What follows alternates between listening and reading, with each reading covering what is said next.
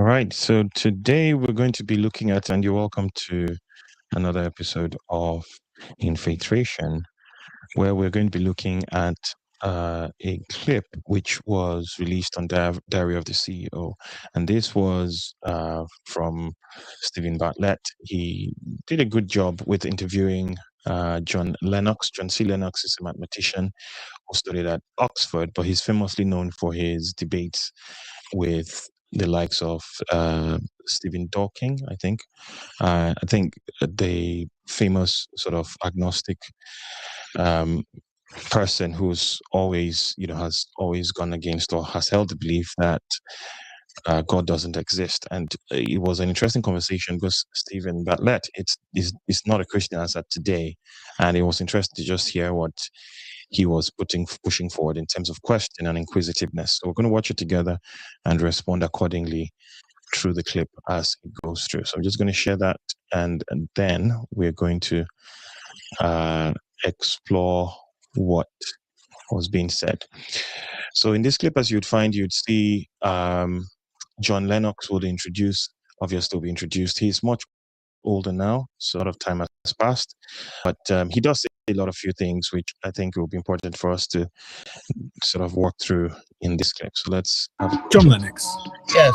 You've published over 70 peer-reviewed mathematical papers, co-authored 2 research texts, the Oxford Mathematical Monograph series, and you've really become a pioneer in many domains through your career. But for anyone that doesn't know you, what is the most important context they need to understand the reference points, experience, education that you're pulling on that is going to inform all of the subjects we talk about today? I mean, I've written a number of papers. I got a certain amount of international recognition. I chaired Oxford and all the rest of it. But I think the real value of that has been the training and really saying that mathematics works. The fact that it works is, for me, one of the strongest evidences that this is what I call a word-based universe. We can use mathematics to describe things about how the universe works, thinking God's thoughts after him, Kepler's famous statement. But also, we've lived to see a biological revolution where we discover biology's word-based as well with the human genome. And that, to me, resonates with the explanation given in both the Old Testament and the New language of John's Gospel. In the beginning was the Word. I don't know a ton about the Bible. I do come from a religious family, so do you? With right, okay. We grew up as Christians. I think I lost my faith at about 18 years old because me and my brothers are extremely good at maths. They're very rational thinking, maybe to a fault. And I think maybe I am a little bit too. I am too. You are. This is why I find it so fascinating because typically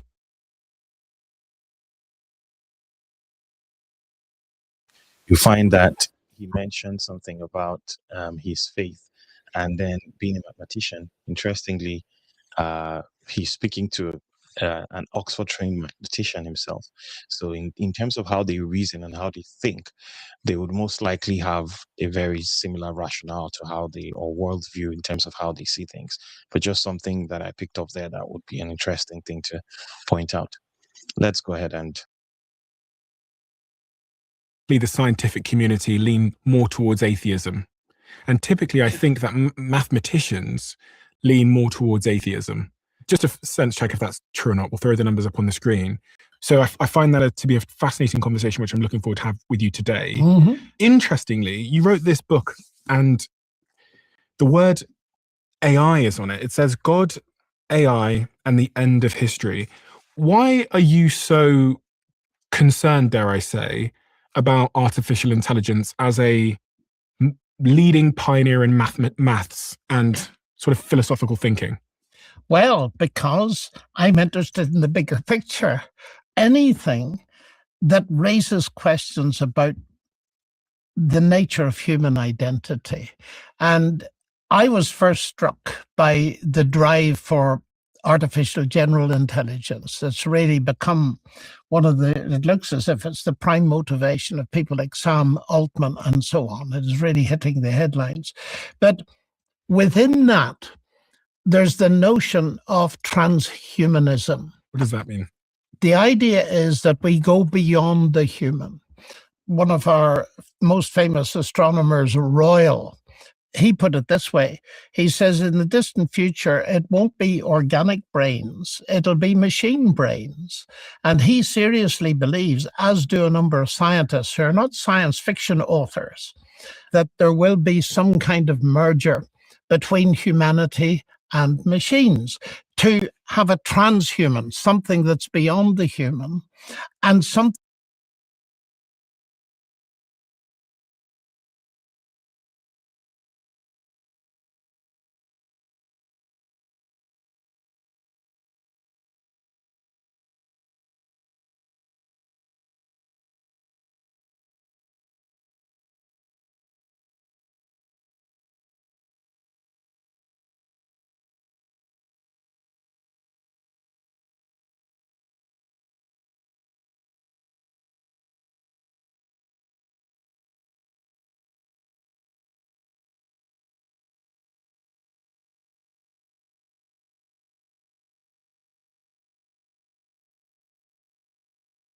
that is, they hope, super intelligent, got all the human properties and much more.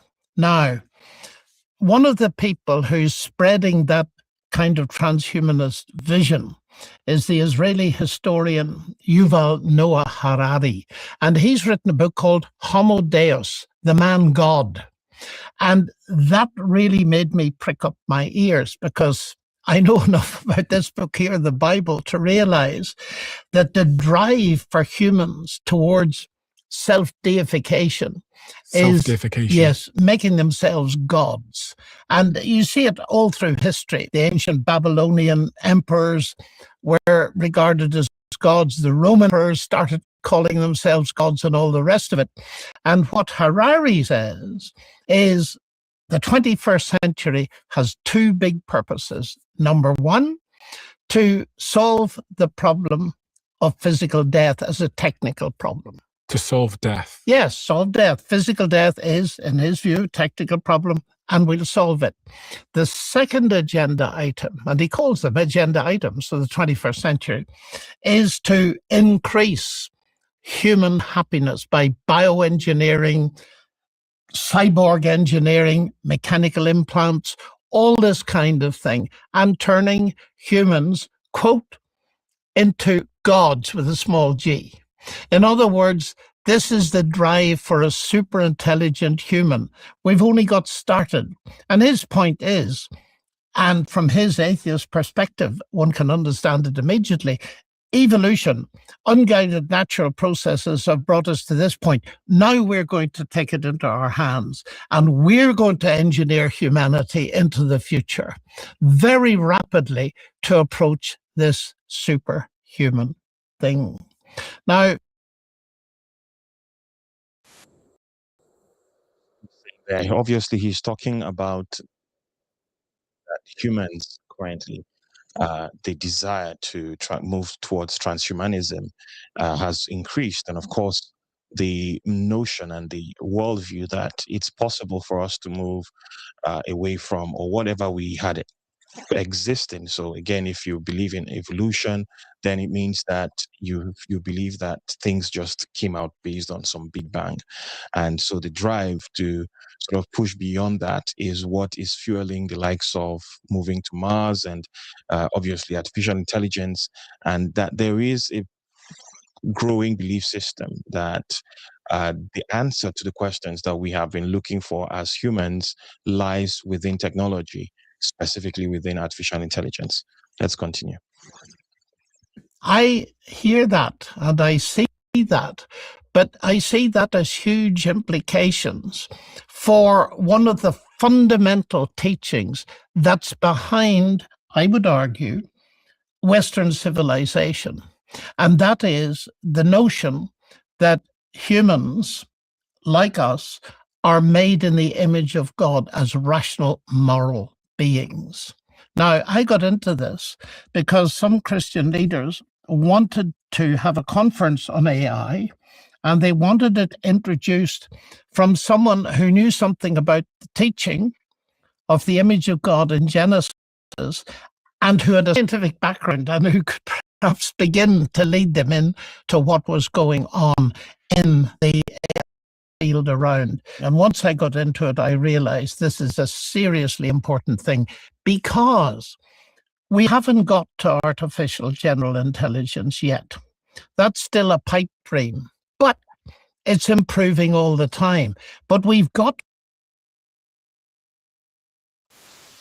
about not getting towards AGI. By the way, AGI just means artificial general intelligence yet.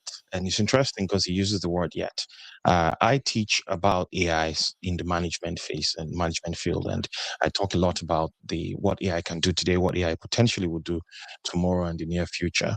But one of the things that I don't believe, and I have made it very vocal even within my classroom, is the fact that AGI, in the sense of what people believe it's going to be, is not realistic. So AI would not get to a point where it becomes conscious. It will get to a point where there are bloodlines between what is conscious and what is unconscious. But in many cases, what is being touted and being marketed as AI, from the AGI, from the perspective of general intelligence and becoming extraordinarily or conscious in any sense, is not realistic. But that is my view. But I think he also shares the same view. I just think that what he's saying, well, again, depends on how you define what AGI is. But let's continue. Let's listen. Far enough. That is to what's called narrow AGI, which most of the stuff that works is. And that is posing a threat to human beings at all kinds of levels. And I began to see that that was seriously important for everybody to take on board. So I wrote 2 books, one in 2020 called 2084 is the title of my book, Artificial Intelligence and the Future of Humanity. And then the publishers asked me to update it in 2024. So there's a second edition, twice as big. And it is my main work on AI. That is not. That is work on the Book of Revelation with reference to AI. The other is directly going into AI. Book. I have the book here, which is John Lennox's God, AI, and the End of History. And where he talks here, he's talking about the Book of Revelation. I also have the book 2084, which is an interesting book where he really focuses on the AI side of things.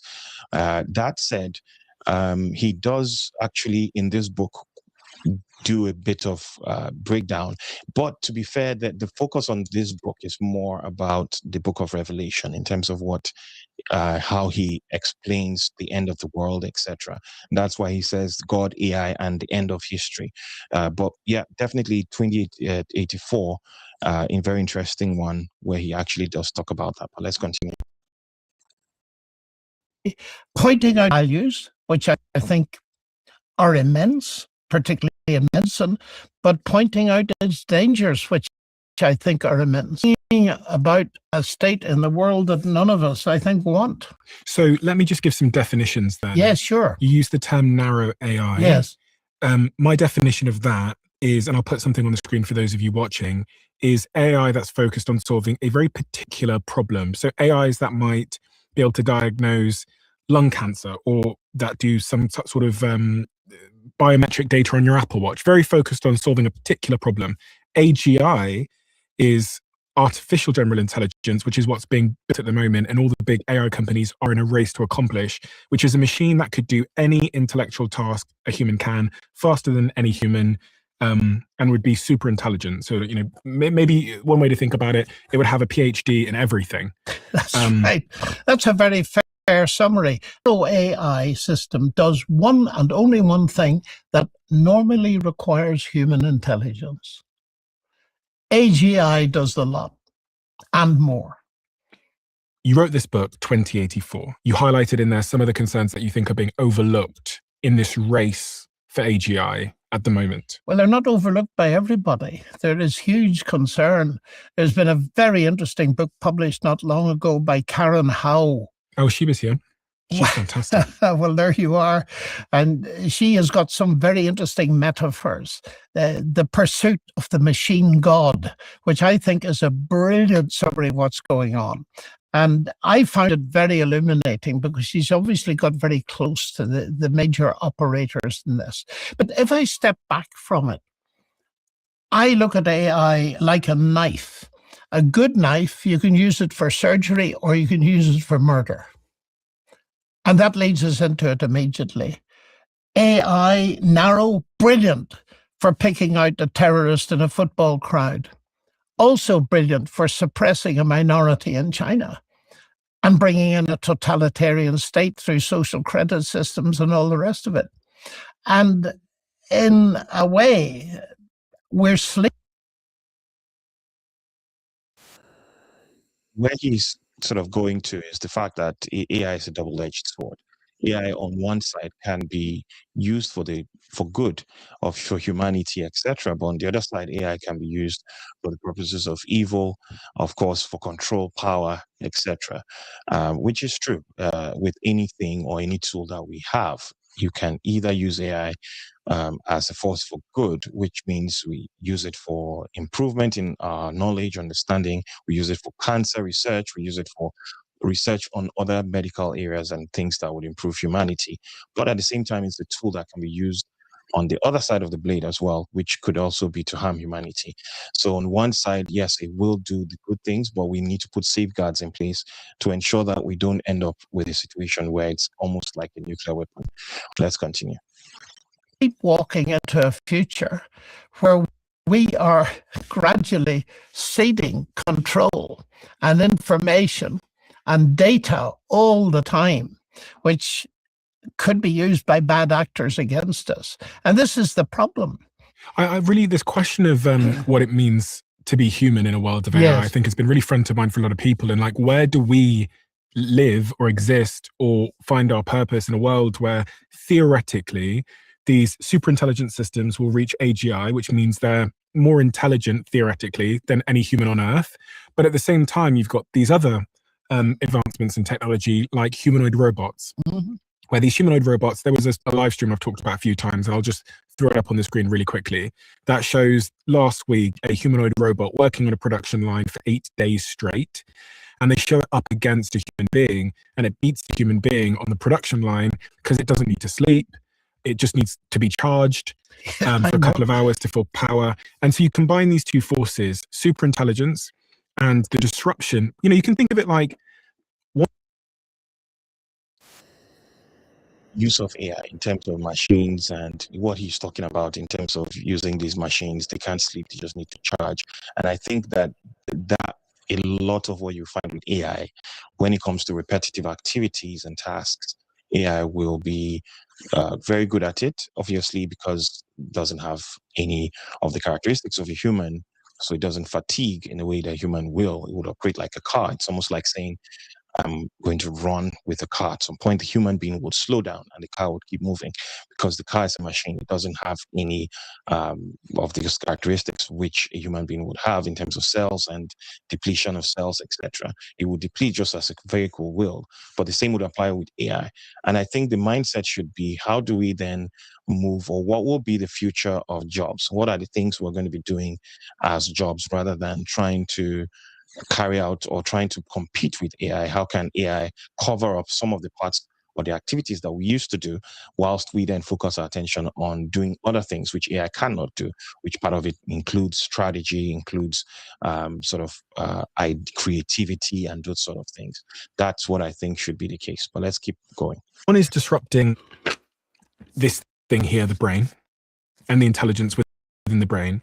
And the other technology that's emerged at this is disrupting my muscles and my mechanics, and the two come together to make voila. Absolutely. So you face joblessness at all kinds of levels, and people are only beginning to realize the implications of that, and not just low-level repetitive jobs, it's high-level jobs like lawyers. And there's a deep-seated ethical problem running through all of this, and it's a very simple one.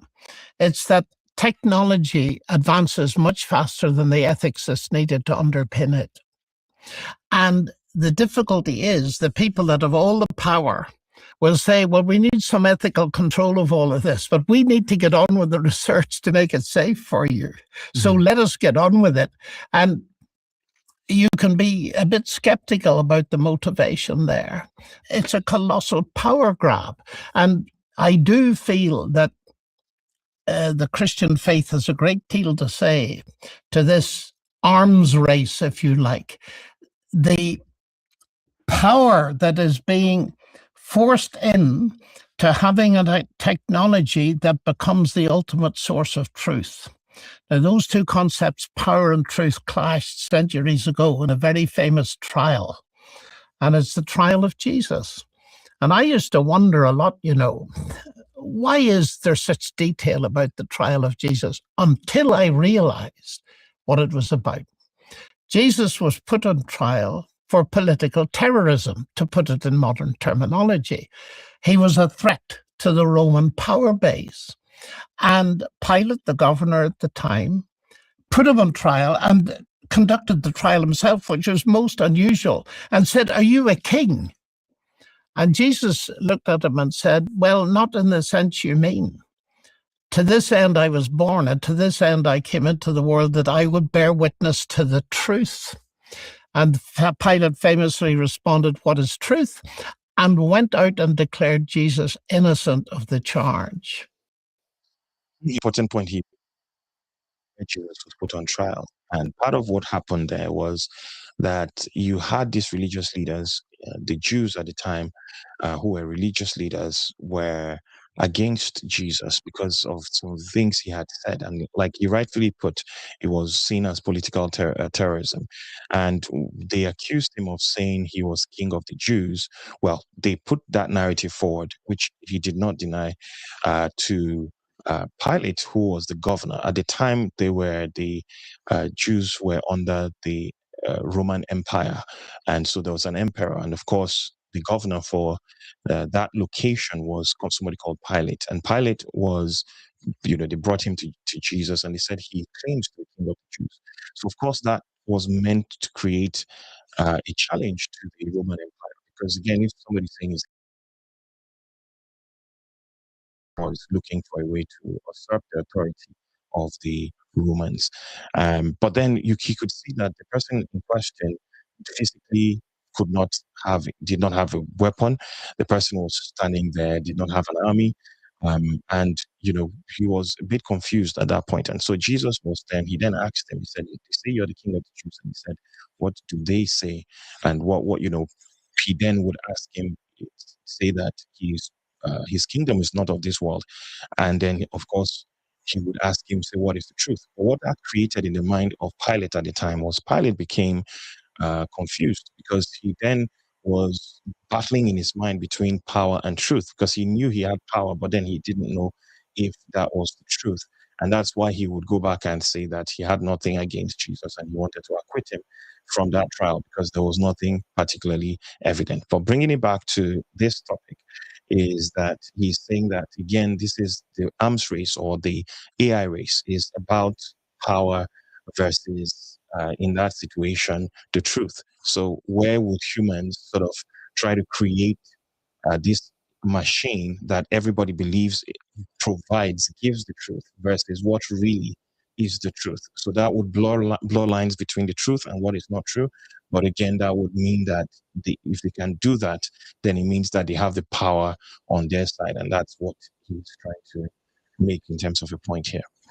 And then he says to him just a bit later, "Don't you know I have power to crucify you?" And Jesus quietly said, "You would have no power against me unless it's been given to you from above." So there's one of the most famous confrontations between power and truth. And that statement that Jesus made, "I have come to bear witness to the truth," I regard that as the main motivation for my life. I'm trying to bear witness to truth as I see it at all kinds of levels in my own limited way. And that's what bothers me about AI. It's a reductionist. We're reducing people to machines. And you said to me a few moments ago that flagged up a thing in my mind that's very important. We need to be very clear what AI is and what it isn't. This is a machine. Machines do not think. Machines do not have qualia. They do not understand the redness of red. They do not experience emotion.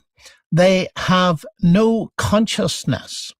And you see, I believe that the genius of God is that he's made you and me, and he's connected in us consciousness and intelligence. The machines are not conscious, but they simulate intelligence. And the experts are very clear that they're not trying to construct intelligence for a very simple reason. They have no idea what consciousness is from a scientific point of view. But they're trying to simulate intelligence and go as far as they can. And therefore, the danger is we anthropomorphize everything. We treat them as if they're conscious beings. And we need to step back and realize that we are conscious beings. And that gives us a supreme dignity and value. To reduce ourselves to merely machines, or on the other hand, merely animals, is to demean our value. And then where are you going to get value from?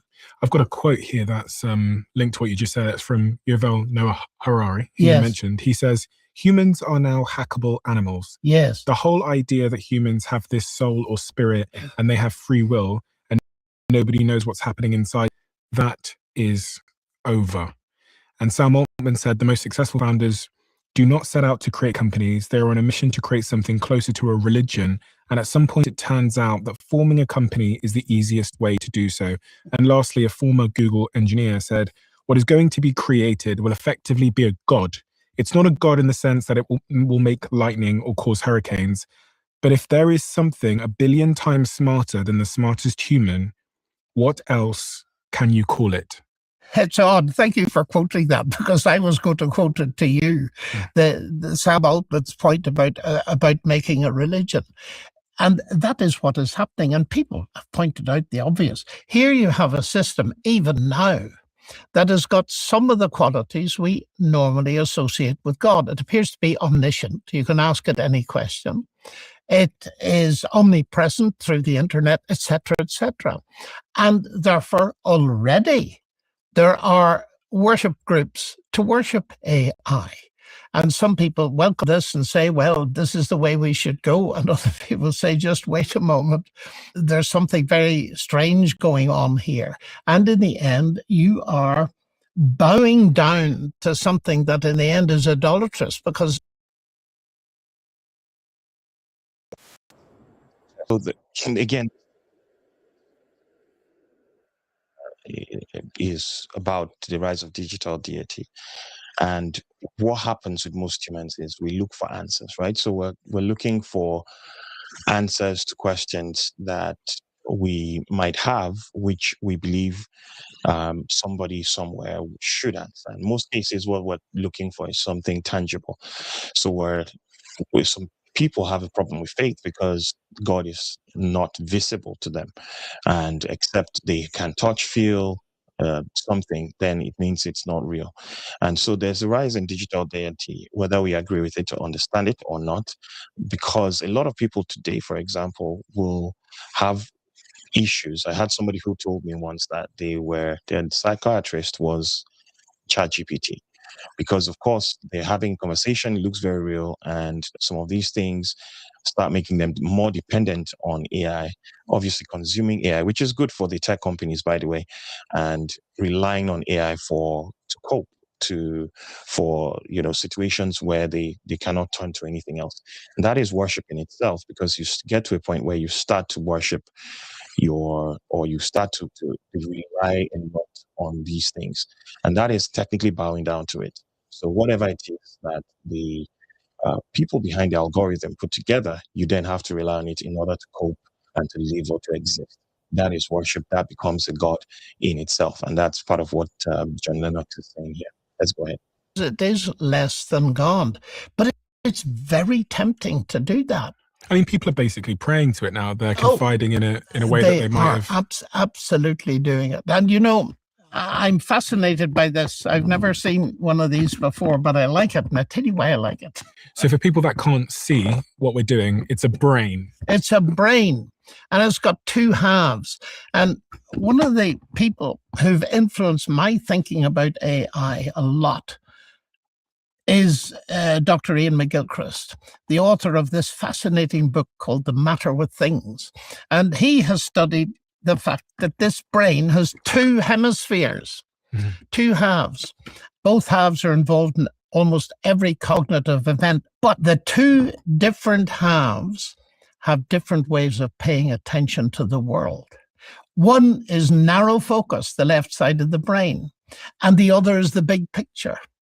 And he says what has happened historically in the West is for the last 500 or so years, we have concentrated on the narrow, rationalist, reductionist left side of the brain, and we've forgotten the right side that contextualizes everything, so that, quote, we now find ourselves in a world where we understand how almost everything works, but we know the meaning of nothing. Very valid point there, that most of the world today, and this is the issue with intellectualism. A lot of people who claim to be intellectuals have an understanding of process. So they look at things from a scientific point of view, nothing wrong with that.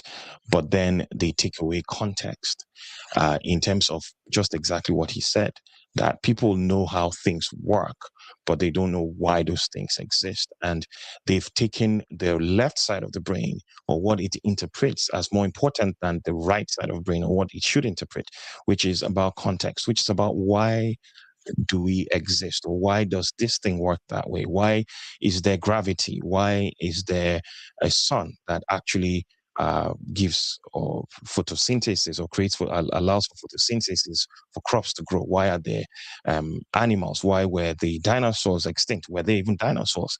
And it's about, once we've found fossil fuels or found artifacts, it means that we can interpret the story. We don't think a lot about the context, and context almost doesn't matter in that sense. And that is creating a problem in the world today in terms of how we're viewing things, because it's always, or seems to be, a lot more one-sided in terms of there's no context around why humans exist. It's more about what we found in terms of facts and data and that sort of thing. And I think that's a very strong point that he makes there. Let's continue. And what he calls for is to open this sphere up. And of course, that includes to beauty, culture, art, music, and religion. Step by step, he appears to be creating more room for God, because God makes sense of the space he feels is very necessary to fulfill. And I find that absolutely fascinating. And you've probably noticed it too, the number of intellectuals who are step by step taking the Christian faith more seriously, as giving a rational account of what's going on that makes very big sense of the big picture. What is going on in society? Because it does feel like more and more people have these sort of existential questions about meaning, and they might be turning to Christianity or Islam or other. But what is, from a 30,000 foot perspective, happening to us, which is making us ask some of these questions? And for younger generations, it might be spirituality, however they define that. But there's certainly a macro picture here of something happening. Oh, there is. I agree with you entirely. And I think it's because we've had pushed at us for too long a very reductionist view of the world. It's nothing but physics and chemistry. It's nothing but this or that. And people rightly feel it's too small a world to live in. They're looking to break out of this. Isn't there a bigger picture that can make sense of my world and make sense of my life and giving some meaning? Because if you reduce everything, it ends up in a black hole of meaninglessness. And that's one of my top reasons for not being an atheist, because it destroys rationality almost by definition. Because it tells me that my brain, which does all the thinking, it's not my mind, it's connected, and those are two different things, and that's another big story. But this is the end product of a mindless, unguided process. And I have fun with scientists, sometimes. I ask them about the brain and how it arose, and they tell me something like that. And I said, and you trust it? Tell me, if the computer that you use every day, if you knew it was the end product of a random process, would you trust it? Every single scientist, and some of them are very high powered, that I've asked that question to have said, no, I would not. So I say, you've got a problem, haven't you? Your atheism goes too far. It undermines the very rationality we need to do science, let alone to believe in atheism. And that's my main beef with people like Richard Dawkins and the new atheists, but I see they're fading. Just talk about that it's a bit of a round 360-degree moment when you say, okay, with atheism, there is no rational, that, it talks about being rational. Again, that's the drive, right? They don't believe that, for example, Elijah would have been taken up into the sky. It doesn't make rational sense. But on the other side, it contradicts itself in the sense that, like he just pointed out, in terms of the left side of the brain and the right side of the brain, if the left side of the brain is more about rationality, but the right side of the brain is about context, then again, if you're going to apply rationality equally across each of these divides, then you would have to say that you cannot consider only one side of the brain versus the other. So you cannot consider just the process without context in there. So it's a bit of catch-22 when you look at it in terms of saying that there is no God. So it means everything just created themselves, just sprung up from some sort of big bang. But at the same time, then you would want there to be rationality after that. So then how come it was irrational? So an irrational thing created a rational thing, and then after that, all of a sudden, rationality came about. That's where there seems to be a bit of a challenge. Then I sort of I'm in the same page with him on that. They're fading. So here's the irony. Atheism, claiming rationality, destroys it. Whereas I believe the Christian faith also claims rationality in the sense that evidence-based. We shout about that a lot in science and medicine, and rightly so. What we trust in ought to be evidence-based. I claim exactly the same thing for Christianity. And that's why I'm a Christian, because I believe the evidence supports it. Otherwise, I wouldn't.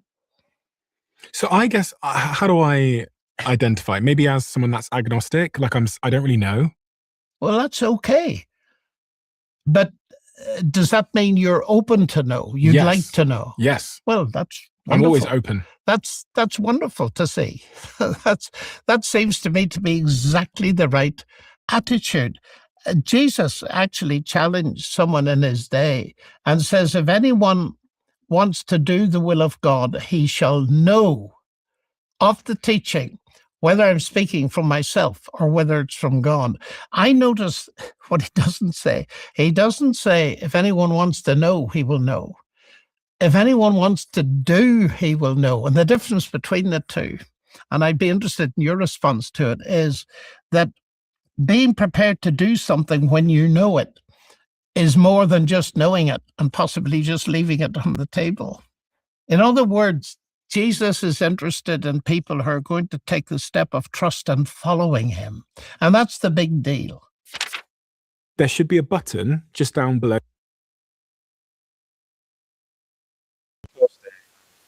Stop there for now. I'm going to pick up again in another live, and we're going to continue with what he continues to say there. But overall, I think there's a consistent concern across people who are using AI or see what's happening in the background in terms of how AI is becoming more and more an important part of how we think and how we reason, etc. And the question becomes, are people relying too much on AI, hence putting a lot of power into the hands of the tech bros and obviously the tech companies, making them more powerful and creating a point where humans would lack creativity and the ability to trust in themselves and what has been built and created in them by God, and then start focusing more of their attention on, or relying more on the AI. For example, let's say most people don't create images or flyers anymore. You can see a lot of flyers that most people put for their events, etc., are not human sort of creative flyers. You can see that they're done with AI, and that is just the beginning. A lot of these things are going to become more driven by AI, pushed towards that direction, and then in many cases you're going to realize that humans are not going to tap into what they have as capabilities anymore, and they're going to have to rely on AI. So a few things there to touch on, but I think that's where we'll pause for today. We'll pick up on another video again where we'll continue with John C. Lennox, or we'll continue on the topic itself. Thank you for being part of the stream. We'll catch up again in the next one. See you in the next video.